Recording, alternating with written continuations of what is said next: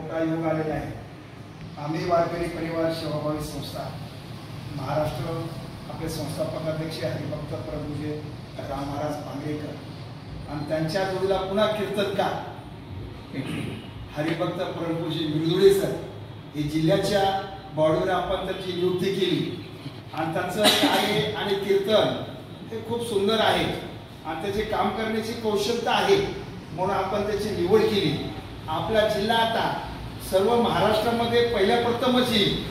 आपली संस्था ही नांदेडमध्येच आहे, नांदेडची असल्यामुळे अगोदर तो प्रसिद्ध आहे, पण त्याच्यामध्ये जिल्हाध्यक्ष आणि त्याच्या जोडगोळीला उद्योगपती उद्योजक आणि व्यापारी लाईनचे सगळे म्हणून आपण व्यापारी लाईन सुद्धा हे वारकरी पंथाला चांगली मानते म्हणून आपले जगन्नाथ सावकारांनी मला सहज मी त्यांच्या चॅनलला माहिती घेण्यासाठी गेलो होतो, त्यांनी मला बोलवलं त्यांच्या सप्त्याचं।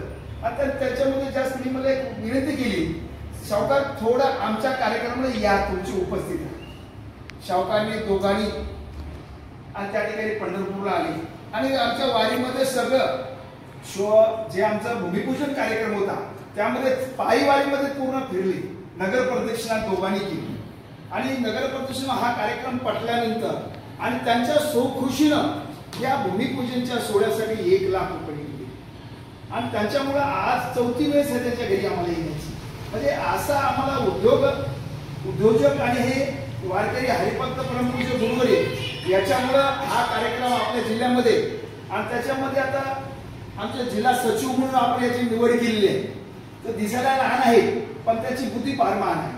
त्यांनी आतापर्यंत केलेलं कार्य याच्यामुळे आपण त्याला तालुकाध्यक्षावरून त्याला प्रमोशन केलं असतं म्हणजे त्यांच्या बुद्धिमत्तेमुळे आणि आपली असा अध्यक्ष उपाध्यक्ष सचिव या जिल्ह्यामध्ये आपण निवड केलेली आहे। बाकीची निवड आता हे तुम्हाला तिघांनी करायची आणि आपला जिल्हा चौघांनी जिल्हा संघटक म्हणून एक बाबुरावजी सरपंच आहे ते आणि त्याच्यामुळे ह्या चौघांनी मिळून आपण सगळं पुन्हा राहिलेले कार्यक्रम करू आणि आपल्या कार्यक्रमाचं धर्माचं रक्षण धर्माचा प्रचार आणि घर तिथं ग्रंथ ज्ञानेश्वरी पारायण झालं पाहिजे आणि सुसंस्कृत पिढी निर्माण झाली पाहिजे यासाठी आपण सर्वांनी प्रयत्न करावं आणि तुम्ही सगळ्यांनी जबाबदारी घेतल्या बद्दल मी सर्वांचा आभार व्यक्त करतोय आणि तुम्हाला पुढील शुभेच्छा देतोय।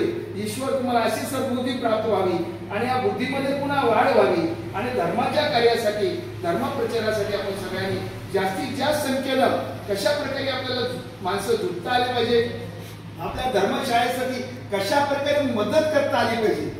आपण खूप मोठं कार्य घेतलं, हा धर्मशाळा होण्यामध्ये साधी गोष्ट नाही, हा 1.5 करोड रुपयाची धर्मशाळा उभी राहिली आणि त्या ठिकाणी अल्पावधीमध्ये 6 महिन्यामध्ये आम्ही वारकरी प्रमाणे केलेल्या प्रयत्नामुळे आपण जागा घेतलो, बोर मारला, भूमिपूजन केलं आणि त्याचा कंट्रॅक्ट पण दिलं। पण आपण 36 महिन्यामध्ये आपली इमारत आपल्या कशी ताब्यात आली पाहिजे त्यासाठी आपण सर्वांनी प्रयत्न करावं एवढी मी विनंती करतोय आणि तुम्हाला पुन्हा शुभेच्छा देतो।